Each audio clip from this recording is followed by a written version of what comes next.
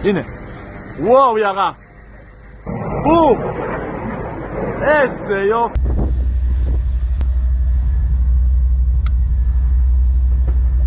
Brigade Al-Qassam, sayap militer Hamas mengklaim menembak jatuh helikopter Israel di Gaza, Palestina. Kelompok perlawanan Palestina tersebut mengumumkan keberhasilan ini pada Sabtu, 13 Januari 2024. Sebuah helikopter tempur Israel diledakkan dengan rudal darat ke udara, yakni Yasin 105. Pengumuman ini disampaikan bersama dengan sejumlah keberhasilan serangan Brigade Al-Qassam ke target-target darat dan udara musuh di timur kota Khan Younis, selatan jalur Gaza. Brigade Al-Qassam juga menghancurkan 4 tank Merkava, sebuah kendaraan pengangkut personel, dan sebuah bulldozer pasukan Israel di lokasi yang sama. Sementara di wilayah timur kota Khan Younis lain, para pejuang Palestina menyerang pasukan Israel dengan mortir Al-Yasin TBH. Akibat tembakan langsung tersebut, 2 tentara Israel dilaporkan tewas. Sementara 4 lainnya masuk perangkap pejuang Palestina. Musuh tewas serta terluka karena tembakan mortir. Sebelumnya, juru bicara Angkatan Bersenjata Israel mengumumkan bahwa hingga kini setidaknya lebih dari 500 tentaranya tewas. Namun ia tidak mengungkap data resmi para korban luka.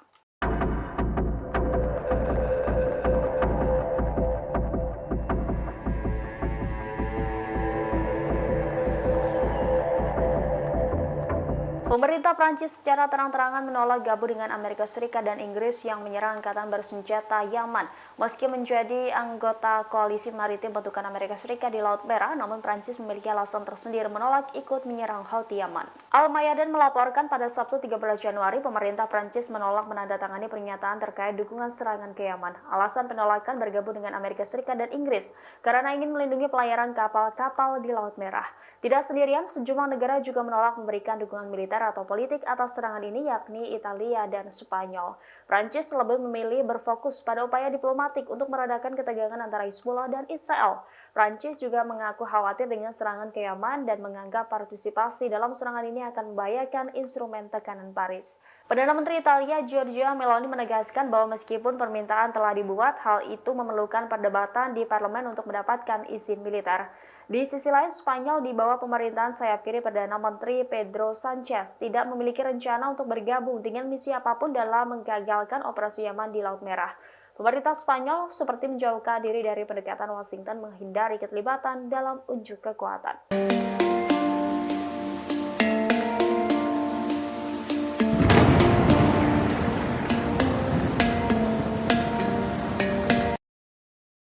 Tentara Israel yang cacat akibat perangnya di jalur Gaza Palestina diperkirakan meningkat mencapai 30.000 orang. Banyak tentara yang terluka dengan badan yang diamputasi, kebutaan hingga kelumpuhan.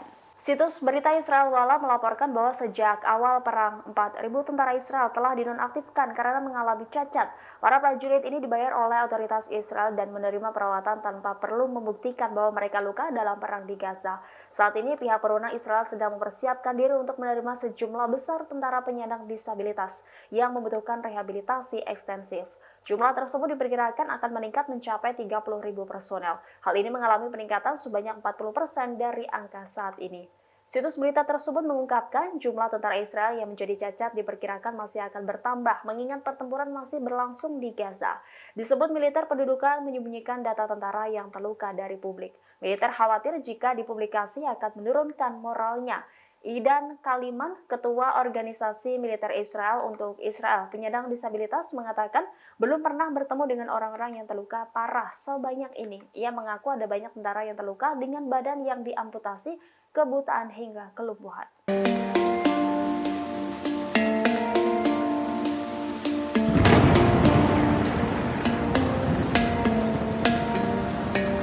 Saudara perempuan mantan pemimpin Hamas, Saleh Al-Arori, ditangkap oleh militer Israel. Mereka yang ditangkap adalah Dalal dan Fatima Al-Arori. Kedua saudara mantan pemimpin Hamas yang terbunuh tersebut ditangkap dalam penggerebekan di tepi barat pada Minggu pagi 14 Januari. Media Palestina melaporkan bahwa IDF juga melancarkan 2 serangan. Belum diketahui nasib Dalal dan Fatima seusai ditangkap pasukan Israel. Sebelumnya diketahui Arori tewas dalam serangan udara IDF di Lebanon pada Selasa 2 Januari lalu. Serangan drone itu juga membunuh 2 komandan Brigade Al-Qassam dan 4 anggota Hamas lainnya. Sejumlah pihak marah atas tewasnya wakil pemimpin Hamas tersebut. Kelompok Hizbullah Lebanon hingga Houthi Yaman berjanji akan membalas dendam dengan serangan yang lebih besar terhadap Israel. Sementara itu, Perdana Menteri Israel Benjamin Netanyahu sempat meminta para menterinya untuk tidak mengomentari kematian Arouri.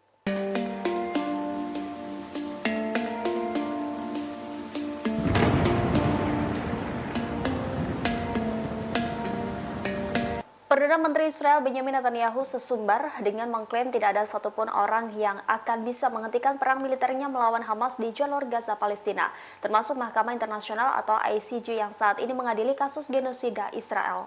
Demikian disampaikan Netanyahu dalam konferensi persnya menjelang 100 hari perang Gaza pada Sabtu 13 Januari. Perdana Menteri Israel bersumpah tidak membiarkan kasus genosida yang diajukan Afrika Selatan terhadap negaranya di ICJ menghalanginya untuk perang.